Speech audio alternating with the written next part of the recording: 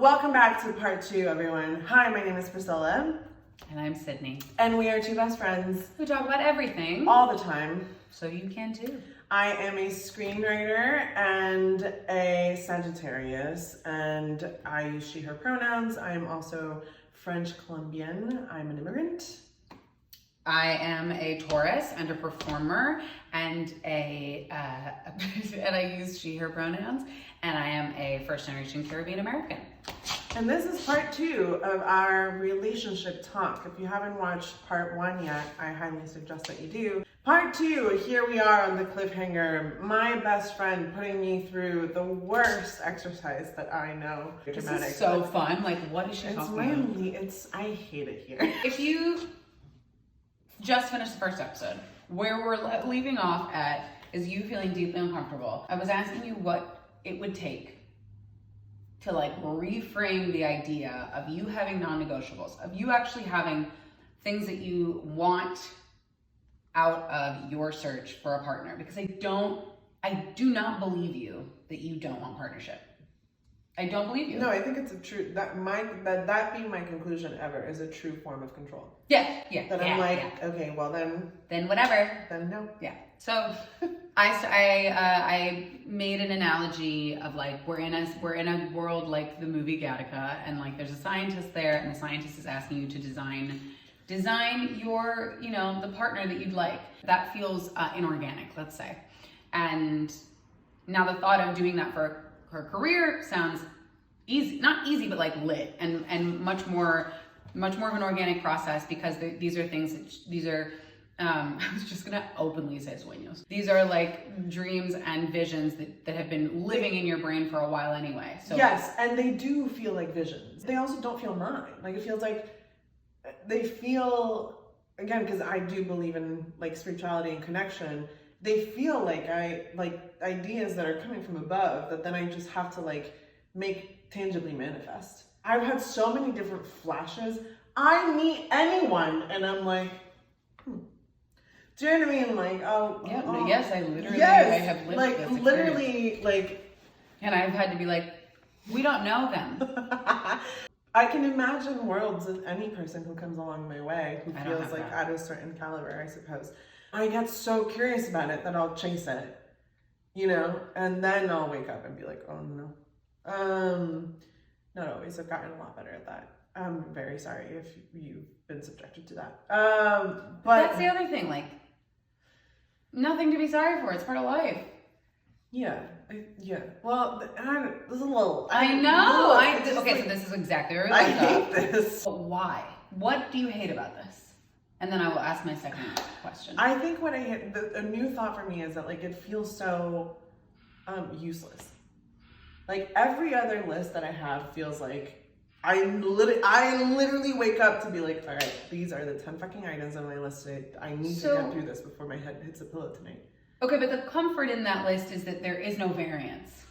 The comfort in those to-do lists then is that those things happen exactly the way that they're supposed to, correct? Not always, but okay. I don't always.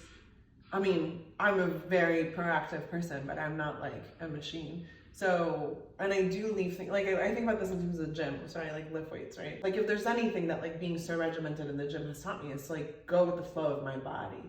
But I show up every day. The goal is I want to hit a 300-pound deadlift by the end of this year. I'm not going to say in 90 days, right? Like some people do. It's enough of a parameter that I know what I'm working within. Have you ever been in a relationship where you feel like there was a parameter? Every single one of them. That is my personal hell. I feel like I've known a lot of people, maybe not you, but I've known a lot of people who get into a relationship and can see the end of it. Yeah, I think that way. Right. Well, I was being... Yeah, no, it's all right. I think that way. I was being generous. Very much in a relationship with people and be like, this is going to be a 3-year thing. If I can see the end of it, I don't want to do it. All of my drive to do it is over. Yeah, see, I am curious about experiences. I am like an experience junkie. I can look at anyone, no, not anyone, because this is not anyone. Everyone calm down. I can look at certain people and think like, I just want to know what Sunday mornings are like with you. I just want to know what that is. It's not just that I like want to make out with you in a bathroom stall at a club. It's that I want that level of intimacy. I just want to know what it is. The curiosity kills me. There's a big group of people that I'd like to have sex with, and then there's a very tiny, almost infinitesimally small group of people that I want to produce a life with. If we're experiencing a Sunday morning together, that's...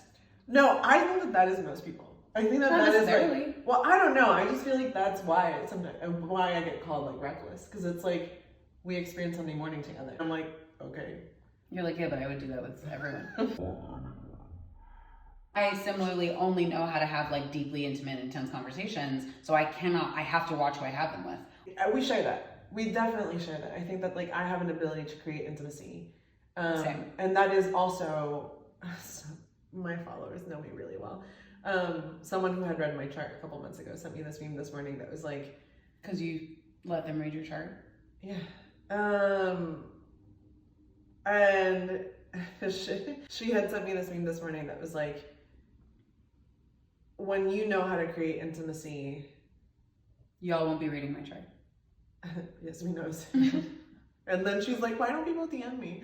Why? Because I don't want to share my birth chart? I'm a Leo rising Aries moon, host. That's all you need to know. It's really, really not good that I've put it out on the internet, because that shit, people can use it against me. But someone was like, depth for you is so much more than intimacy, because intimacy can be easily manifested. For you, it's like safety. I think about that all the time. And I also think, I think safety, sure, but my experience of you, for you, it's also surrender, which is safety, but like it's the safe enough space to literally like the reins that are almost cemented into your hands, just yeah, like that. That is like a safety yeah. thing. You asked me like what is required of friendship, and that is how I vet out friends.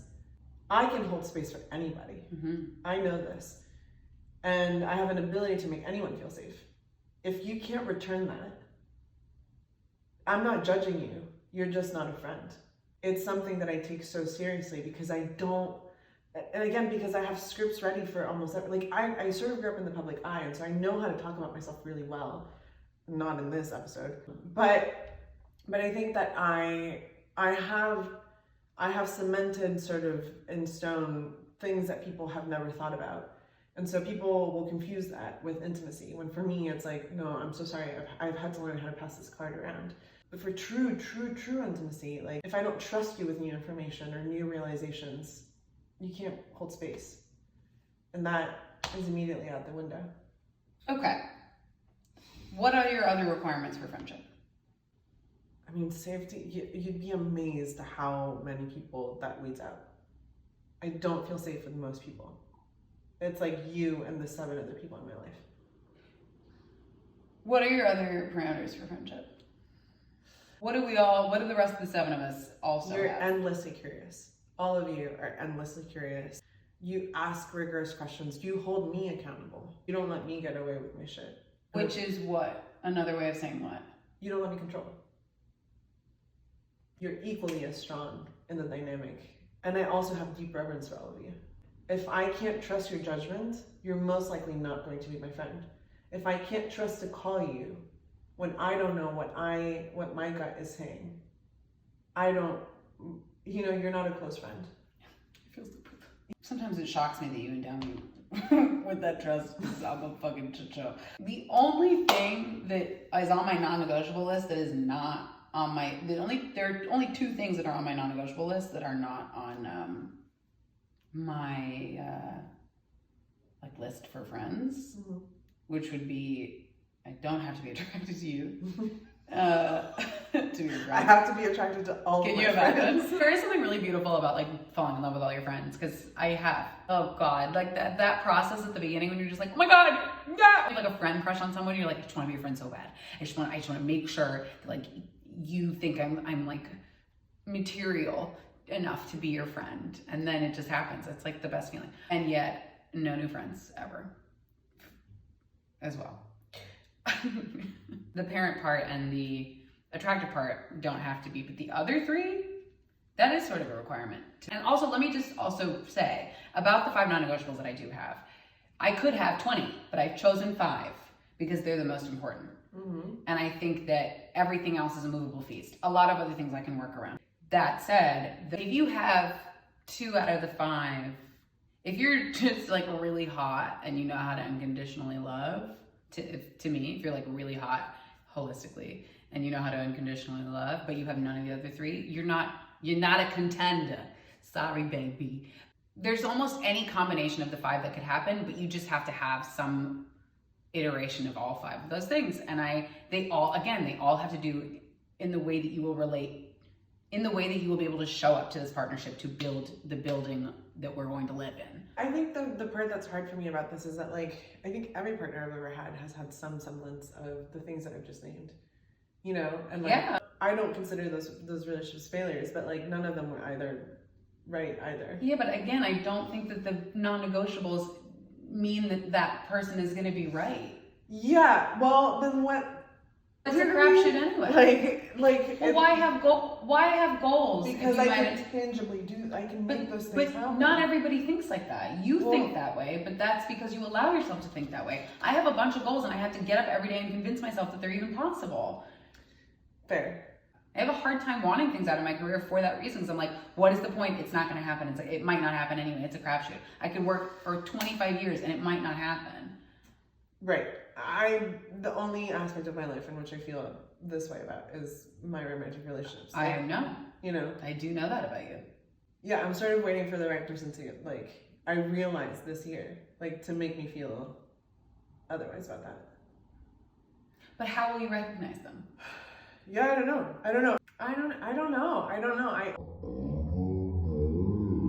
It's been really humbling for me to realize that, like, I have done, for such a self-aware person who like works on everything, like I've just done so little work in this regard of my life by virtue of just like being in a relationship for so long. There are questions that I stopped asking myself about the things that I wanted. Like I did that with my queerness, that I was like, I came out when I was 17. Clearly I like women also, and you also know that expands, you know, that combination expands with time, but like that's it, the end.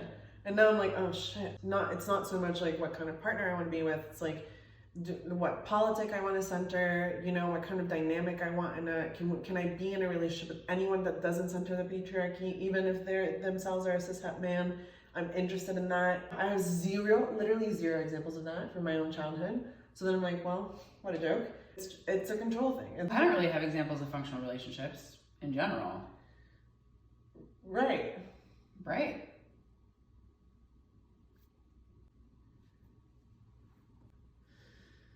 Is there anyone in your, because this is a new thing for me, and we've talked about this, is there anyone in your midst that has a partnership that you go, oh, I want that? No.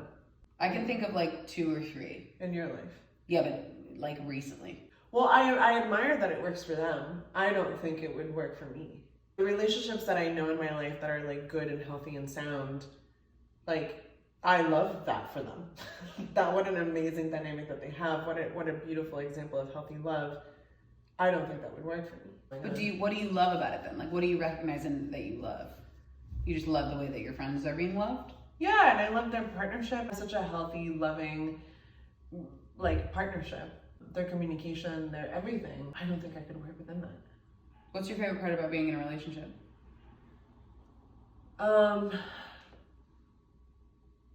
The other person. There's the rub. What do you mean there's the rub? That's interesting. Why? I think I love the other person so much that I like... It gives you purpose. Yeah. I'm laughing because I think this is it. Like, I think this is it. I think this is exactly... I don't know what you've pinpointed on. I know. I think this is why this is hard right now. The list is about you and like what you need out of a partnership, as opposed to like when I just said, what do you like about relationships? You said the other person. That my list changes depending on them. Right, because it centers them and not you. It's like you have this, so you have these things that I like in you, as opposed to that I like for me. I like these things in you and I could work with that. Yeah. Again, as opposed to centering yourself in this way is foreign to you, is what I'm saying. Like, again, I think it means centering your gaze. I think it ties into everything we just talked about. I think the fact that your favorite part of it, about being in a relationship, is the other person, because it gives you something to do, it gives you something to appreciate, it gives you something to. My thing that I actually look forward to in terms of partnership is experiencing myself with another person. Yes, it does give me purpose to to disarm somebody, or to make somebody comfortable, or to make somebody feel appreciated, make somebody feel loved, have a conversation, connect, etc. Like, that feels really good. What I don't know how to do is actually let somebody into my world in that way. I don't know. Do you know what I'm saying a little bit at all? No. Like, let me crystallize. My favorite part about, in my mind, being in a relationship is not the other person. It's what are we going to create? What are we going to create together? Like, what versions of ourselves are we going to be together? But together is a part. Yes. This is something that I have said in my life too, which I still believe is like, I want to experience all the different versions of myself, experiencing different people, which is why I have the Sunday morning curiosity. I don't want to bring someone to my house on Sunday morning. I want to go to their house on Sunday morning. I want to know what their Sunday morning Control. is like. Because then you don't have to give anything up. Sure. We have different approaches to having issues with surrender, but we both are deeply comfortable in our control. Not to blow my own spot up. It's why I spent a long time being the other woman. It's why I spent a long time dating people in relationships, because if I'm the weekend, I don't have to do anything. I don't have to sacrifice anything. And that was the whole point. Like, after a while, I would do that, and then I would get to a point where it's like, but I want to call you on Thursday and go bowling. Because I think that used to deter me. If everything's a crapshoot, why bother? Why bother risking any part of myself? That was my genuine view, like, all through college up until maybe a couple years ago. If I'm never gonna get what I want, why want anything? Why risk anything or want anything specific? Just take what you can get. Scarcity mindset. Right, which is another form of control as well. Right. Now I'm reframing that in almost every aspect of my life, especially during quarantine, like, learning to center myself. And not that non-negotiables are fun to come up with or easy to think about, or like, not that was an exercise that I like relished in. I'm resistant to structure. I'm, like P said, I'm very like pleasure seeking, and this is not a thing. I'm a moderationist. Like, I definitely believe, because I want to prolong pleasure. Like, I definitely believe in savoring. I don't want experiences to end. So funny, because I'm the opposite in that, like, I have the same fear. I don't want experiences to end, and thus I collect a plethora of them. I also fiend for pleasure, and thus I will overdose myself with pleasure, out of fear that it will run out one day. Yeah, and I will only allow myself to experience so much, because if I OD, I'll never have it again. There's so many fears for me based in excess. Like, I'm afraid of excess, because it excites me, but there's a lack of control in the idea of excess. Like, I can't. Mm-hmm. It scares me. Like, if you're chasing me too hard, no, I don't like it. I don't like it. A certain kind of person, if they chase you too hard, you might. If you're thinking about who I'm thinking you're thinking about, the other superhero motherfucker came out of nowhere and was like, I'm gonna, like, you'd be like, nah. Well, I think I guess I have a really hard time. I like to chase too. Oh my God. Deeply. I enjoy being like, ooh, does he like me? Not the whole way through, right? After a while, it gets fucking old. I do enjoy a bit of, a game of coquette. Like, I'm the bitch at the club who's like, I'm gonna subtly look at this person 3 times and they're gonna understand that I'm trying to have sex with them. Makes me think of like lesbian TikTok. It's just like, What? it's like, and I found one that was like, how two lesbians hit on each other. And it's just literally like two women at the bar and they're just like, and the other one's like, and then that's it. Like, that's it. Do you like conquering someone? Like, not conquering, what a terrible word. You like... Are you a conquistadora? Do you like to conquistar? Are your ancestors Spaniards? Coquetear? Conquistar. Sí, no, en Colombia es como conquistar. As with your... Oh my god, I was just gonna say a conquistador name and call you him, but I won't. Because we're anti-colonialist here. Let's say we're out. And you see somebody that just is, you're like, absolutely. I have no trouble letting you know. I have no trouble. And that doesn't mean I'm gonna be like, I like you. But no, but you're a communicator. I will send you a message on any given day to be like, hi, I'm thinking about you. You will not get that out of me. You will have to earn that. How do you make anything happen?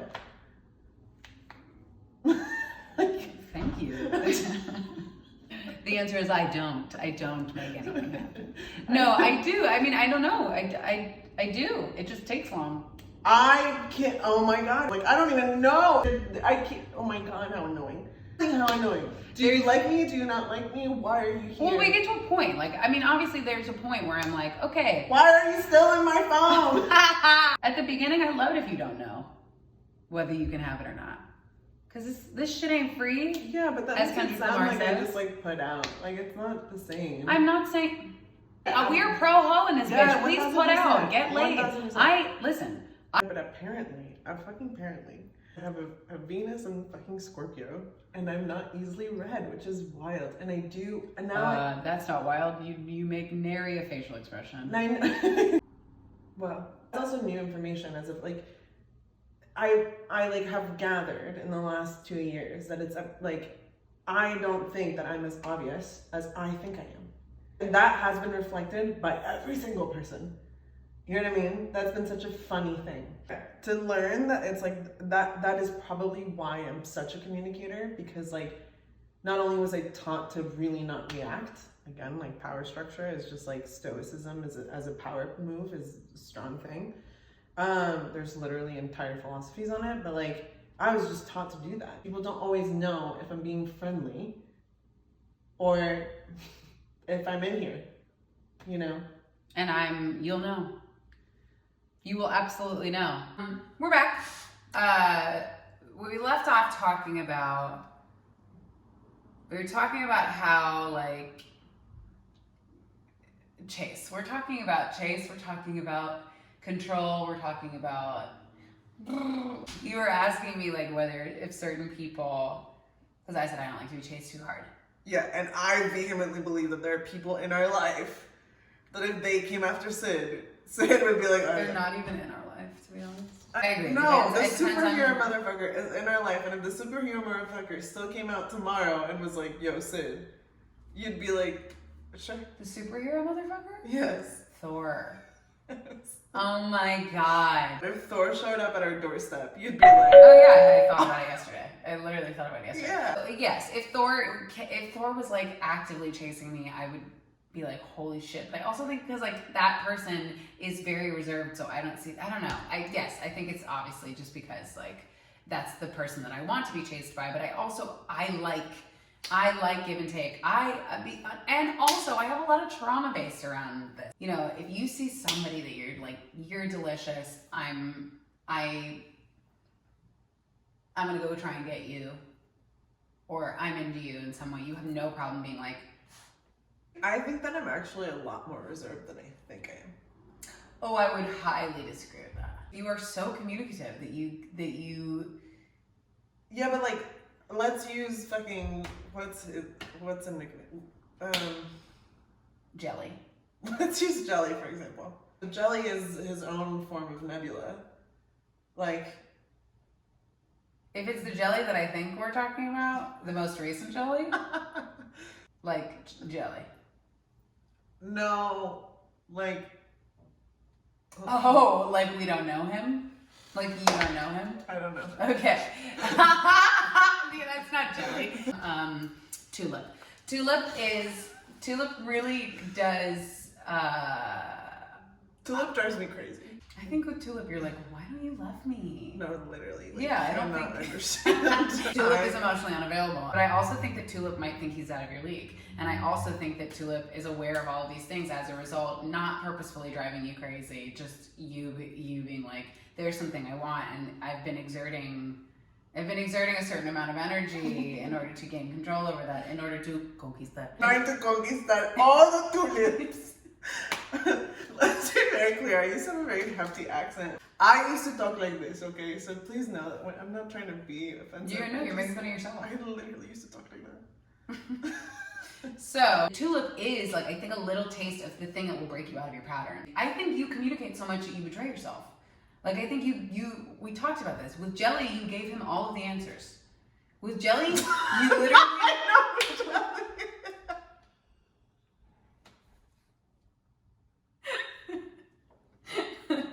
You should be so lucky to get one of these nicknames. My God.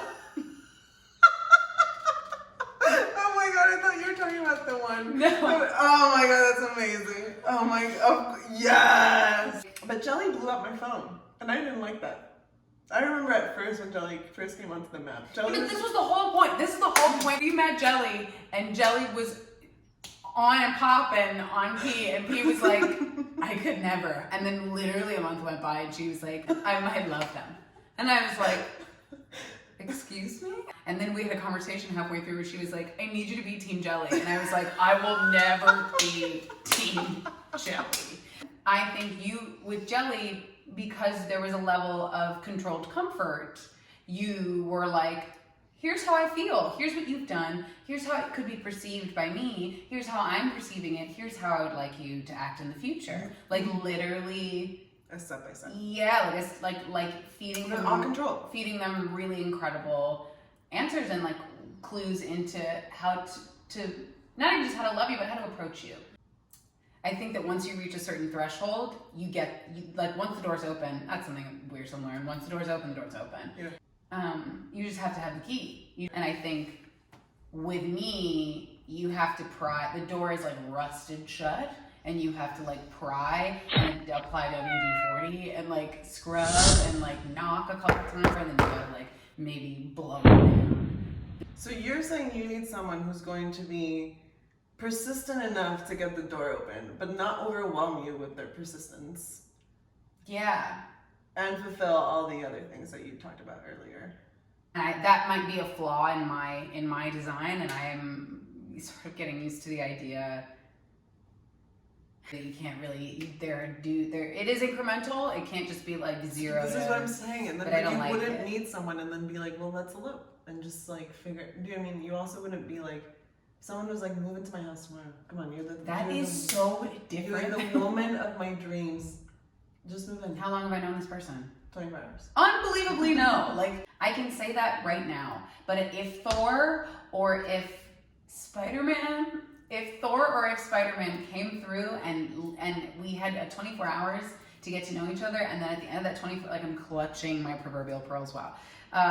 If at the end of that 24 hours, either of them was like, let's move in together, I would probably say yes. If either of them was like, I want to put a baby in there, I would probably be like, great. I do have boundaries, obviously, and I do, the parameters are there for a reason, but I because I want to be surprised, you know, like they're there so I know they're there for as a grounding, because it doesn't mean they go away. The only people who ever would have access to me in that way are the people with those 5 things. I think both Thor and Spider-Man have those things. And I think Tulip and Jelly have some of the things that you like. But then I don't think you would have to risk anything with either Tulip or Jelly.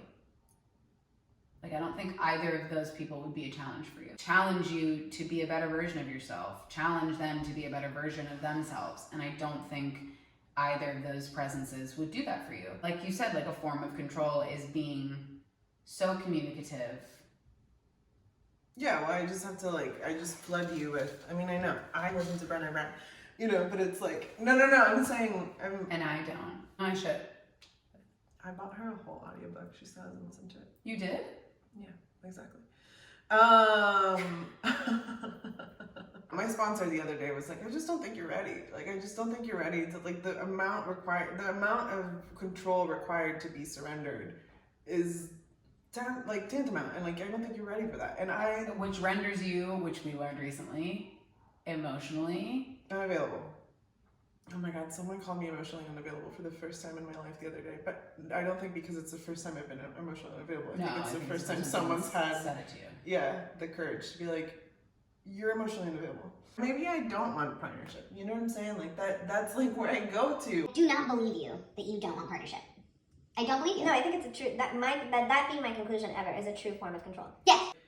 When I want something, I work towards it. I really do. Like, there isn't anything in my life that I've been like, wow, I want that. It's not a character trait that I have. 100%. I do experience that of you. Mm-hmm. I also think that part of that is because when you want something, in the ways that, in terms of the things that you want, it's all stuff that's contingent on you putting in a certain amount of effort in and yielding a certain result. Someone's watching this video being like, we need to get this girl a massage and some serious therapy. I remember when I first got to college, there was this couple that was so committed to giving me massages on Friday nights to relax me. That's predatory. The things that you want, that you go get, you believe that you deserve them and you can have them. Mm-hmm. And that you will have them. And I don't think you have the same thing when it comes to love and partnership. I don't think you have that. I think that's what renders you not ready. Is because you're still I don't know. Can we talk about your trauma with telling men Well, yes. you like them? Yes, this is how I know I wasn't ready. I have held on to and have worn the lens of the trauma experience of, let's start in 4th grade. I told the only other black boy in my grade at the time that I liked him, and he physically ran away from me. He sprinted across I was like, I like you, and he sprinted across the blacktop, and I just was like, oh no. 7th grade, love of my life. Let's call him Crayon. Crayon and I talked every day after school, literally every day, for to the point where our parents contacted each other to be like, is it okay that they talk so much? I told him I liked him towards the end of the year. He's like, I like you too, but, and then ended up dating my best friend.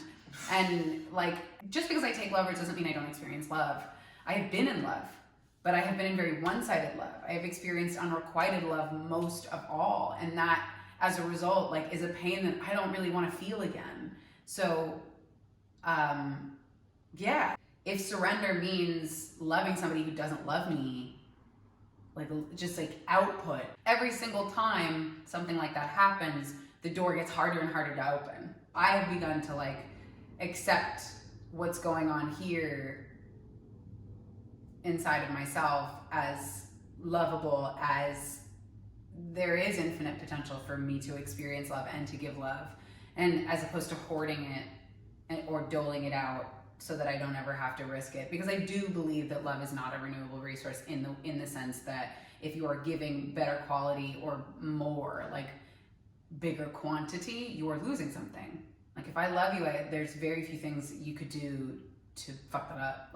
I don't have a lot of deal breakers, which is a thing. Non-negotiables are not deal breakers. That's something that scares me. It doesn't mean I don't have boundaries. It just means I will love you through whatever you're going through. And I'm also really scared of meeting people. I'd rather be a plant.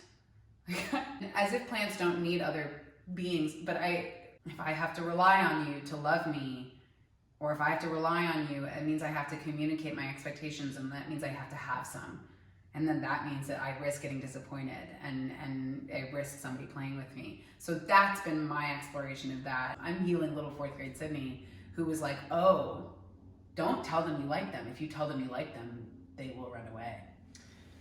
Also, we're so full of contradictions. It's so amazing. We're just so full. I'm listening, I'm hearing you say all of this, and yet you're the one who's so willing at this time to have expectations, to want what you want, right? And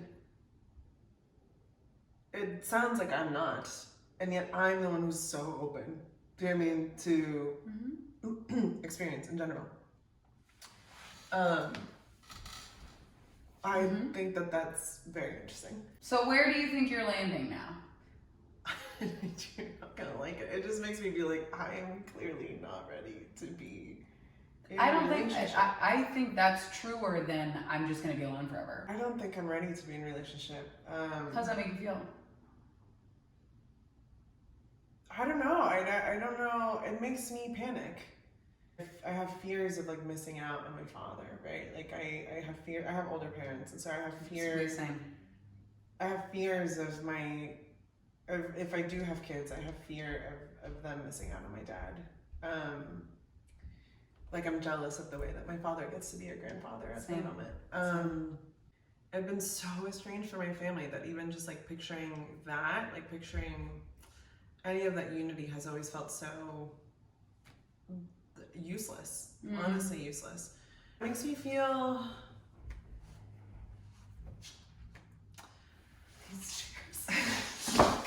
I feel like I'm in the teacups. It kind of makes me feel like blah. You know, like, not like then what's the point of talking to anyone ever?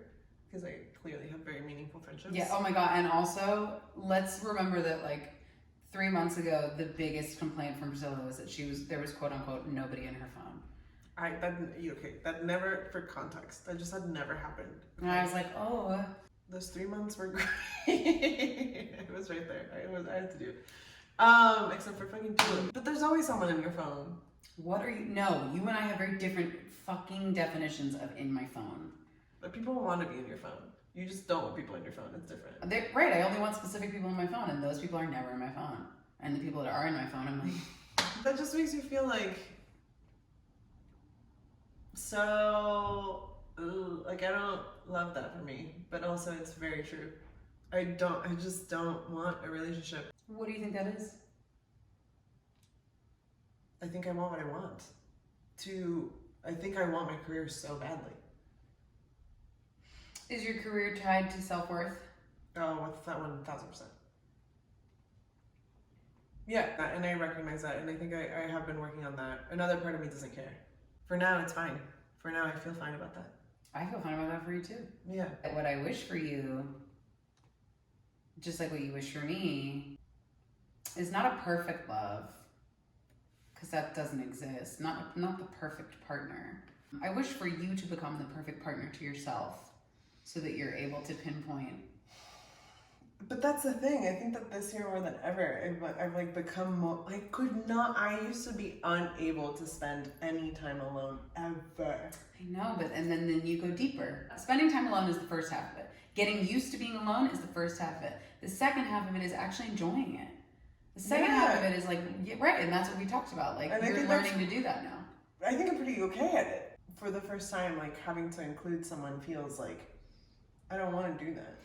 But I'm also really excited for a world in which, other than work, there are things that by yourself fulfill you. And I think you have found a lot of those things, but a lot of them are also work-based. Mm-hmm. In terms of showing yourself love and like being a single person who is like filling her own cup. Friendship is part of it. Cards, cards is part of it. Different decks. Masturbation is part of it. The second half of this journey of you like really getting into the nitty gritty of like loving PJJ. PJJ is what I just called you. That is your name. Yeah. Sometimes you say PJG. And I know. Never call you out on Why? Do that. Oh my god. PJJ. Mm-hmm. Yeah, getting to like really the nitty gritty of finding deep pleasure, and not just pleasure, but like contentment. Not even looking for anybody in your phone. And then I think you'll be surprised what comes your way. I just did something that I hate that people do. Like, don't take advice from me because you don't want my love life either. The reason it's a crapshoot is because everyone's just doing the best that they can with what they've got, and everyone's experience is their own experience. Like, I know I just have as a chronically single person, there's a lot of people in relationships in my life who are like, well, this is what you need to do. And I'm always just like, if you could go fuck yourself, I would be grateful. I appreciate, people who lend me an ear, and I'll take what I think is valuable and leave the rest. But yeah, as an expert in being alone and not being lonely. Because I think I go through waves of it, but I think a lot of people, and I don't think this is you, but I think a lot of people associate being alone with being lonely. I've been more lonely with people than I've been by myself. And I think that's another thing, that's become another barrier, because I hate feeling that. I hate feeling lonely in a room full of people. I hate feeling lonely or like locked in myself or isolated when I'm in someone else's company. I actually, as a person, try to make sure that no one ever feels that way. Like, I just want to make sure everyone feels seen and heard and felt, because I have felt so not for a lot of life. Okay. She's like, I'm done. The conclusion is, I'm not ready to be in a relationship again. I can't tell what is like desire and what is like programming, and obviously those things also intertwine, but like. But I think in the silence you will. I do think in the aloneness you will. It's so bizarre because I'm also like such a people person. I live for connection and connectivity, and I think I just like want to experience that at all times, and I haven't been discerning to like, I want to experience that. It doesn't mean I want to be in a relationship with you. And I'm getting mighty tired of your trifling ways. We're the people who talk about platonic intimacy. Yeah. And you want to learn how to experience that in a greater sense. Mm-hmm. Without feeling like, I made this terrible analogy last night of like, I don't know if anyone's ever read the children's book, Are You My Mother? That little duck is Priscilla. Are you my partner? Are you my partner? Are you the partner? Could you be my partner? I think you might be my partner. Yeah, I just think that when you let yourself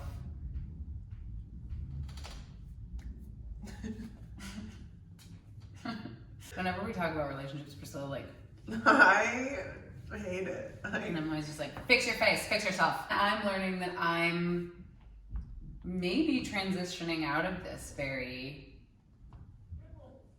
alone, controlled place. Yeah. That maybe I am actually ready to be seen. And maybe I am accepting that there are people, not just one person, but there are people that I want who will want me for all of the things that I am. I will fulfill their 5 non-negotiables in the same way that like they will fulfill mine. And maybe my wildest dreams actually will come true in the corniest, like cheapest romantic comedy of ways. Even saying that out loud, I'm like, that's the whole conclusion, is that like you have dreams when it comes to this. yeah. I don't. Yeah. Like, I don't actually fucking know.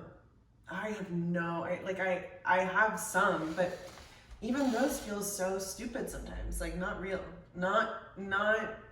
They don't feel the same way of when I think about like, this other thing that I'm working on, this like thing that I'm gonna call my agent about tomorrow. It feels like a download. Whereas these other things feel like things that I think about sometimes, that change every day. In conclusion, we don't know what the fuck we're talking about. we both need therapy in different ways. Thank you for watching. If you like this video, please subscribe to our channel. Give this video a thumbs up. If you aren't already following the Instagram, here we are, 3 E's, 4 G's, you know the deal. Let us know in the comments below what hit home, what you want to hear more about, and what you think we should talk about next. And good luck falling in love. My God.